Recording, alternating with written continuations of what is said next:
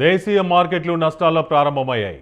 అంతర్జాతీయ మార్కెట్లలోని మిశ్రమ సంకేతాల నేపథ్యంలో దేశీయ మార్కెట్లు నష్టాల్లో ప్రారంభమయ్యాయి.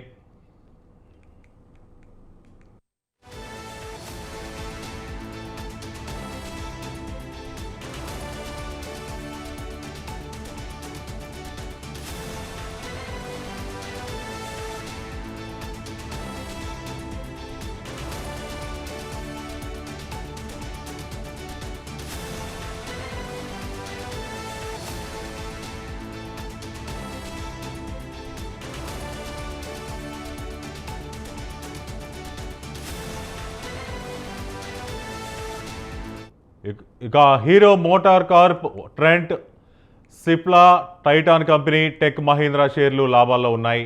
టాటా మోటార్స్, కోటాక్ మహీంద్రా, జియో ఫైనాన్షియల్, టాటా స్టీల్, ఓఎన్జీసీ స్టాక్స్ నష్టాల్లో ఉన్నాయి. భారత్ దిగుమతులపై ఇప్పటికే 25% సుంకాలను విధించిన ట్రంప్ దానికి 50% పెంచారు. అదనంగా జరిమానా సుంకంగా దీన్ని పేర్కొంటూ కార్యనిర్వాహక ఉత్తర్వులపై సంతకం చేశారు. గతంలో ప్రకటించిన 25% సుంకాలు గురువారం నుంచి అమల్లోకి వస్తాయి.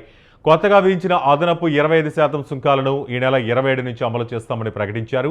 ఈ సమయంలో డాలర్తో పోలిస్తే రూపాయి మారకం విలువ గణనీయంగా పెరిగింది.